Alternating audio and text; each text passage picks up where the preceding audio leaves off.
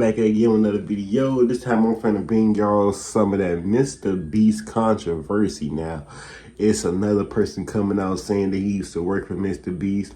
If y'all haven't checked out, I think it's called, his name is called like Dog something. I forgot, but he's the first person to try to bring out some behind the scenes whereabouts of what's been going on. MR.BEAST has been allegedly fucking up people's lives behind camera and fucking up some of the challenges and just doing stuff out of pure money, not love, as we thought. Associate the brand with trust and authority. MR.BEAST videos are real, and he's a great guy that gives away big rewards to his loyal followers. I will show you irrefutable evidence in a minute that his videos are in fact fake. Now, if you're, if you're from the age of 17 to 28, you probably know who MR.BEAST is. Any other than that, you probably just know him because of your kids or some shit like that. But he's a YouTuber that's been going around fixing up Africa, doing these $1 million challenges. I'll give you a boat if you complete this. You can win a house if you do this, win a car if you do that. Now, a lot of stuff has said prior after those videos, like he'll cut off all contact. Like one dude said that he helped him a little bit trying to get his new house, but he said that he had to buy the house in like a matter of 2 hours, so he didn't really know if the purchase that he made was like a solid one, and he kind of regretted it. So I guess he got you a house, but you had to do it in 2 hours. So I don't know. That's just one of the things that they're talking about. Of course, they're talking about the whole little Squid Games issue to where, you know, everybody was not getting medicine. Some people wasn't getting fed. Some people weren't even using the bathrooms and shit like that. Now, we're going to see what his perspective is, because the other guy's perspective was the cameraman. Yeah, I'm running until 3 a.m. All right, I got off the treadmill. Oh, the blisters I had on my feet were like, you wouldn't believe, just all over, just these big red. I couldn't walk. My muscles were like just the lactic acid. Like he was just, you know, filming stuff, seeing the shit get a little outrageous, seeing like, you know, editing shit out, editing shit in. But let's see what his job was. His name is Ty Orr, O-R-E. So let's get into it. It says, I also work for MR.BEAST. He's a thief. But I know one thing, and one thing is I'm good at editing, and I'm great at creating ideas for others. I was meant to be off camera rather than on, and I'm okay with that. What I'm not okay with is being taken advantage of. I was lied to, manipulated, and thrown away like a piece of garbage. Honestly, though, sometimes I kind of think that this was pretty genius. Like, how could a person so high in status be challenged by a person like me? It's like me going to Elon Musk and saying, well, he did this and he did that, and no one would ever believe me because I'm literally just a nobody. So I have Chris Tyson to thank for allowing me to have this platform to tell my truth. February 2nd, 2024, I went snowboarding like I normally do, and I got an email in which I thought was a scam. I mean, for real, look at this. Even you would think the same thing if you got a random email saying, MR.BEAST follow-up, when you didn't even remember reaching out in the first place. Whether that's true or not, I certainly don't remember reaching out to them. In my line of work, I work for big-name YouTubers, mostly in the sports niche, but it has its range. I've done videos for House of Highlights, Game Day, Zach TTG, Jester, Papa Stanimus, Not So Air Jordan, and then I currently edit for MMG. Not to mention I did do the 2022 NFL playoff commercials. So it's pretty normal to have people reach out to me because they've seen my work from other creators and all the other work that I've done for them. So when I got this email, I decided to give it a chance. I responded to the email and then I proceeded to post a Facebook post because I was so happy. Everything is dated, and to make sure this information is credible, it helps it set well with you. I wish your boy luck. It's not premeditated, and I obviously had no idea Chris Tyson would be such a bird, so there's no way he said I didn't know Chris Tyson gonna be a bird. I also have decided to log into my actual Facebook and show my actual email rather than screenshots, so you know that it's not photoshopped. So on February 2nd, I posted, so I got a job offer from Mr. Beast today. Video call on Monday. Wish your boy luck. Now let's go into the comments because I want you guys to be definitively sure that I didn't just make this post 26 weeks ago. All this is 26 weeks ago, and it would take a whole bunch of time to just make up all these fake people, and then to go in their profile and see that they're friends with the same people I'm friends with, having what 62 mutual friends, then going, you know, there's a little bit too much here, right? So I didn't. None of these are faked at all. This is my actual Facebook page. So that's the post I made on February 2nd. Now I will go to my email, but for now I really do want to show you the post on Facebook, so I don't have to keep going back and forth. So in a nutshell, before we get into all the details, Mr. Beast gave me a fake job, flew me out there to work. I worked my butt off, took all my ideas, sent me home, and told me there wasn't a job available, and then proceeded to not only do that, but then to take my ideas still and then make a video. So that's what we're going to be covering here. I mean, we're talking about a billionaire here. If you know who Mr. Beast is, you know exactly what we're talking about. And I can hang up my editing tool set, whatever you want to call it, dude. All that stuff. I'm not even going to be editing for the guy. I'm going to be using my mata. I'm going to be making ideas for him to make videos. I swear that's what my job is. It's not editing. And that's what I got from our meetings was, you know, Mr. Beast, Jimmy, he passes me his job says, I blew up the world's most expensive tanks or something. And he gives me a thumbnail that has a picture of him blowing up a tank. And it's my job to make a video of that. So that was on February 13th is when I went to the airport. What kind of job is that? Years of hard work has led me to this. My heart is pounding out of my Our chest. dance academy made you like video director, I guess, in a way. Take a very quick look at what I posted after. He put you in charge of making the video surrounded with the tanks. April 19th, nothing about Mr. Beast. April 25th, May 3rd, May 9th, May 19th, nothing about Mr. Beast. And do you know why I didn't post anything about Mr. Beast from that time? Is because something went horribly wrong and I was way too embarrassed to tell people about it because I had made so much noise, such a fuss about me going to Mr. Beast company, and then I just got kind of screwed over. So I didn't post a single thing about that. Now, you guys are wondering, I want to see the proof. I want to see the correspondence. He said, shit the fan, so I just stop it up there. Well, I got it. So this is the first email I ever got from a guy named Dylan. I can't say his last name, so it will be blurred out for the rest of the video because I just don't want to get out his personal PI information. I mean, all you gotta do is find somebody named Dylan that works for Mr. Beast that somebody's gonna do it. Somebody knows Dylan that works for Mr. Hey, thanks for submitting your info to our casting team. We receive your submission at this time. We're fully casted for our current videos. That's not what we want to pay attention to. What we want to pay attention to is the second paragraph. Working at Mr. Beast, we are collaborative first, and I was forward your submission. Don't know how you got it, but let's keep going. If you're interested, I would love to chat about your potential full-time or contract role work on Mr. Beast's creative team. February 2nd, 2024, that he sent me the email. It was February 3rd, 2024, that I responded to the email. I wanted to make sure, after I made the post, I was like, oh crap, this actually might be a scam. Let me go back and do some research, and then the next day I'm like, you know what, I feel good about this. I don't have to delete my post. So I was able to go ahead and reply to them confidently. Now, this email here is my very first, I guess, direct exploration call, whatever. Basically, me being able to meet them for the very first time, like I said on my Facebook, and like I said before, locking out the first part, Monday, February 5th, 2024. My second call was not only with Dylan, but now it has Dylan, Hoodie, and someone named Kara, which I have never met. I've never once met Kara, so you won't hear anything about Kara in this video. And this took place on Wednesday, February 7th, 2024 at 2:30 p.m. to 3 p.m. Eastern Standard Time. That was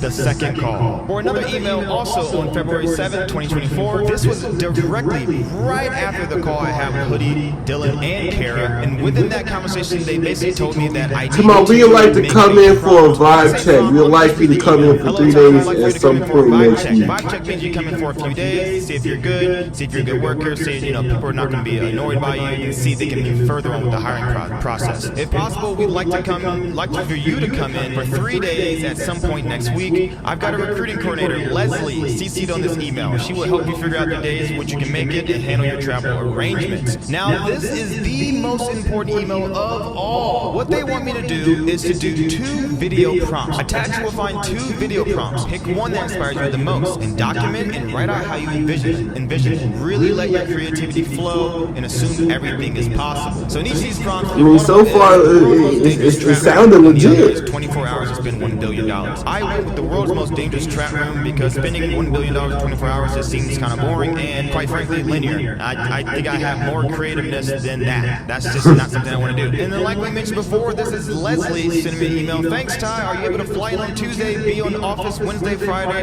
Friday, and fly back on Saturday morning? Of course, I said yes, and she gave me all my travel info. So now we're going to get into like the more just deep in the details here. So like I said, if I don't show proof, don't assume that I'm telling the truth. If I don't show proof for everything that I'm saying, assume that I'm literally lying about everything that I'm saying, okay? So in that email, it did say, I realized if the man's confident like that, do you still believe? So some niggas, they try to do the over cover of the eyes. They put a cover on you, then put another blanket on you. 24 hours. The other one was the world's most dangerous trap rooms.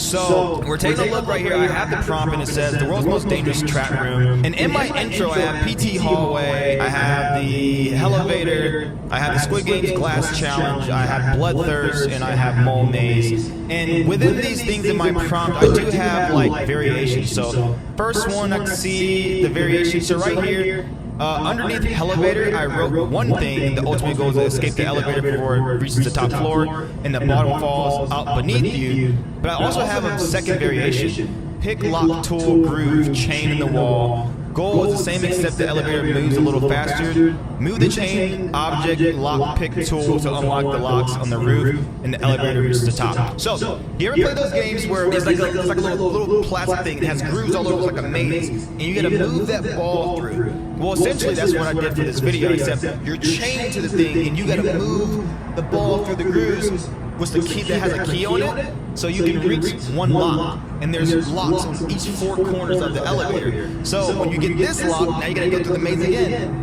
And now you gotta go and take this lock out. And like that, so you can escape the elevator. If you don't, the whole thing just plummets to the ground. I thought that was a pretty dope idea, right? So I did that, but I also made two of them because I wanted to make a variation of it. So also here in Squid Games, that was another thing. I made a different variation of what was already done, and I did that. That was part of my pitch. Now let's keep going down because I think it's somewhere around. It's the Squid Games one right here.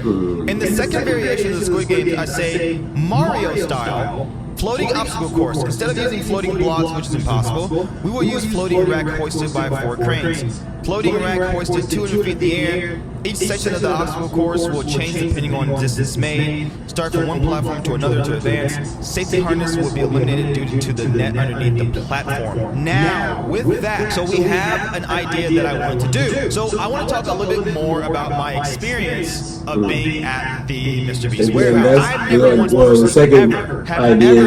NDA. In all my emails and all my correspondences and all my text messages, I have never once ever signed an NDA. But what I think what they're doing, there is an iPad as soon as you get to the warehouse, as soon as you walk in, and you have to sign in. And it asks you things like your first name, last name, email address, all that, phone number, and stuff like that. And I have a very, very, very high suspicion that when you sign your name in there and you sign in, I think you're also signing an NDA. They don't come out and say it, but I wouldn't be surprised if it happened. That's just something that I think. I'm not saying it's true. I'm saying I'm thinking because I'm like I said, I'm not signing that without a lawyer. What is this? They have multiple different like studios. Studios as in workshops where you work at creative, thumbnail, editing, ideation, all these things, right?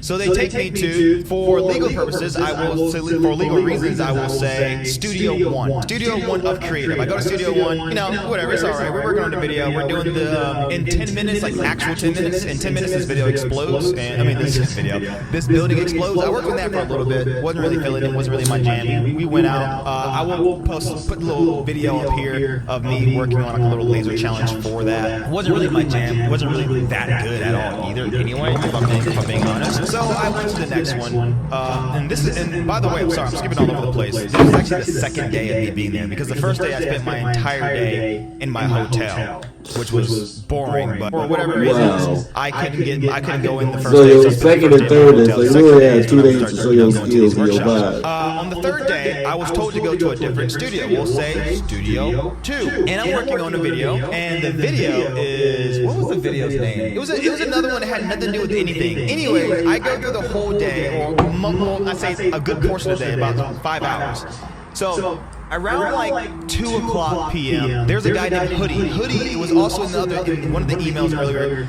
And he's like, and when it comes to chain of command, I think he's third in chain of command total. So you have Mr. Beast, you have Tyler, you have Jackson the head writer, and then you have Hoodie. And Hoodie was in charge of all these things. I actually had my vibe check call with Hoodie. I had my second call with Hoodie. I was in contact with Hoodie and Leslie, the coordinator. Somebody do that research. And everything was going through Hoodie. The guy's a great guy. He's a great guy. He took care of me. Oh yeah, my fault. Y'all made it as far as this video. Like and comment and subscribe. Road to 500, we at 263. I appreciate y'all. The company is a reflection of Mr. Beast. It's not a reflection of the people who are doing things like what they're doing. Your company is a reflection of what happens. It doesn't matter who does it. If your company is ran that way, it is a reflection of you. You gotta take responsibility here. So I do my pitch, and Hoodie says, you know what? I want you to go shadow some people for the rest of the day. I want you to go work with this team and see how you can contribute to them. So let's break down the positions in the Mr. Beast company. You have C1. C1 is the head person of that department.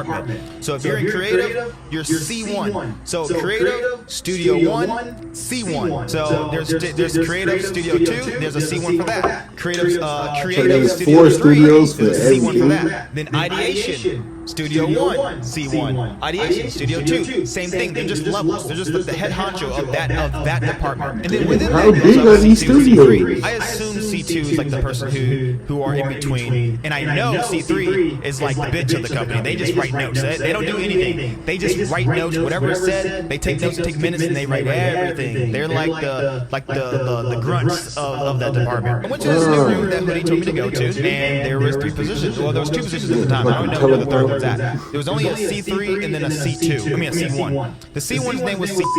The C3, I talked to him for like 30 seconds. I don't really know what his name was. And we were working on a video. We're working on a video. What's the point of saying his name and you just gonna blur it out? Now we are getting to the part where you finally can understand why I'm so mad, so upset that I got scammed. I got absolutely scammed by the biggest YouTuber in the entire world. This is where you're gonna find out why I was upset. Now it's gonna come full circle. I'm gonna have to tell you everything. We're working on the video, World's Most Dangerous Obstacle Course, and I want to show some videos and proof of what I did. From here on out, I want to start speaking more theoretically so I don't get sued. So there may or may not have walls in this Mr. Beast studio where they're all dry erase marker where you can just write anything. So if you have an idea, like, oh crap, I don't want to forget it, right on the wall. This is a picture of my pitch that I wrote. So you see right here, you get really close. Bloodthirst. Let's see. Elevator. Let's see if we can get close. Glass challenge right here. PT hallway. Sound familiar? It's my prompt. So this is what I pitched to Hoodie. This is what I pitched to Hoodie.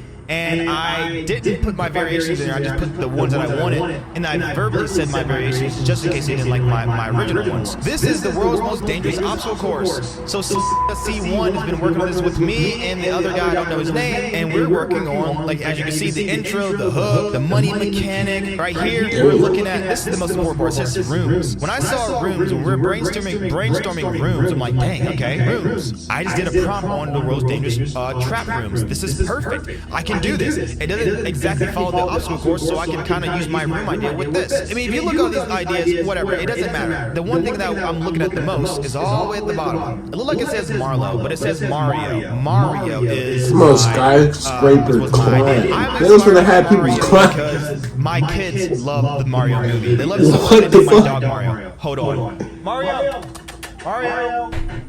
Mario, come here. This nigga getting dogs and shit. This is Mario, my dog. Living proof that my kids named my dog Mario because they love the movie Mario so much. So I was inspired by that. And I think I put that in my prompt as well. If anyone's ever seen Mario, they have the floating blocks. And I wanted to see how I can make an obstacle course with those floating blocks. I thought about it, and I thought about it, and I thought about it, and I realized it's just impossible to make floating blocks in the air. I don't know how you would do it. Logistically, it's just not going to work, and physically, I don't think it would work either. So I came up with the idea of the trellis net, or I came up with the idea with the truss. Take a look at this picture right here. So this was my idea here. I wanted to make an obstacle course in the air, but like somehow incorporate it with the Mario idea. Somehow just, I don't know, somehow do that. This is a picture that I drew for this pitch, for this idea. And I realized that, you know what, I couldn't do the floating blocks, so I wanted to make sure I could do it another way. So I had an idea of a truss with 4 cranes holding it up, and I wanted to be able to go across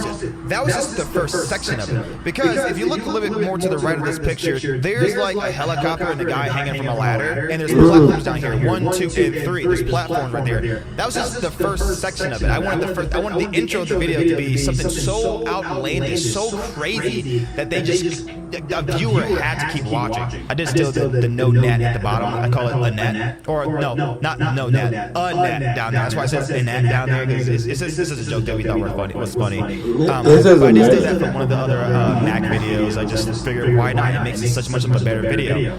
So I pitched this idea, and they absolutely loved it. Absolutely loved it. The only person who didn't like it was C1, because it wasn't their idea. So when it came down to our meeting later that day, so we were there for hours and hours and hours. And like I said, there was a hierarchy. There's Mr. Beast, Tyler Jackson, the head writer, and Hoodie. Well, Jackson comes down there, and we're having a meeting at 9 o'clock at night. The meeting goes all the way to midnight, and then they say at the very end, we're gonna need all hands on deck on this. We're gonna need the help. We're gonna need the creativity. Everyone to pull away. They said, "All right, but anyone see you have next time." anything that's gonna help us, with this?" And I told him my idea. I brought up every single thing. He thought it was gonna be a full day. He said, "Hey, the rest bro, of the video. 72 hours, bro. The budget was originally $1.7 million. That intro alone cost $1.7 million.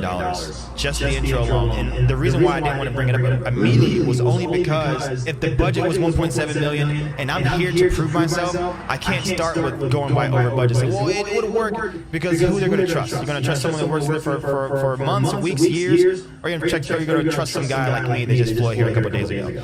So it was a little risky, but they loved it. We stayed till midnight. They freaking loved it. I got a pat in the back. Jackson was excited. He said, "I got a pat in the back." The person who wasn't excited was a C1 that I kind of stepped over, because, like they say in the company, it don't matter if you're C1, C2, C3. C3 can be a C2, C2 can be a C1, C1 can be a C3 by tomorrow. All right, so at this point, I pitched my idea. They love it. They've set a date. They set a location, and now they have a renewed budget. Why you ain't move up yet? I'm so happy. Why I you text all doing? my friends. I call everyone. I'm like, yeah, dude. You know, and also, so after all that, I'm feeling great. I got a verbal confirmation that I was good to go. Everything was perfect. I know, like, everything was literally perfect until I got home. And that's when everything started to happen. Unfortunately, we have decided not to move forward with your candidacy at this time. We really appreciate you coming out and vibing with us. We would consider you for a role like this in the future, but timing isn't quite right. And the rest are about receipts. So at first, I was like, you know what? Maybe that's true. But then I started to think about it a bit more. I didn't want to let it bother me. So I said, hey, Dylan has a burden here, but I appreciate the opportunity. Maybe another time, like you said, candidly, may I ask if I presented myself poorly or rubbed the crew wrongly in any way? Talking about here, because I know I did. Also, I sent my receipts. And this is talking about my dog, because I spent like $400 for my dog to be boarded. Sent all that information. He said, hello, Ty. You did not rub anyone the wrong way or present yourself poorly. We're going through some reorganization with the team and are limited on roles we have open for teams. I appreciate you sending the receipt, blah, blah, blah. Whatever. This is where I started to like say,